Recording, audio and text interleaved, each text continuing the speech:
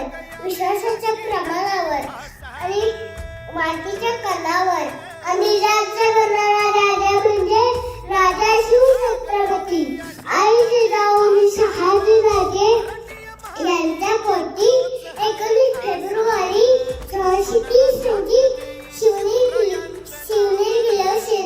शिवरायांचा जन्म झाला.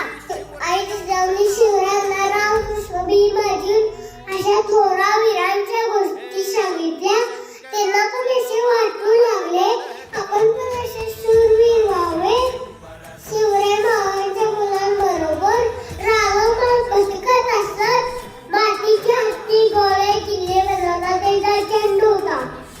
शिवराय व त्यांचे मामांच्या मुलांबरोबर तिने रायरेश्वराच्या मंदिरात जाऊन 16 टपणीची प्रतिज्ञा केली आणि त्याची मोठी पलीकड आजूबाजूचे गड किल्ले घेतले.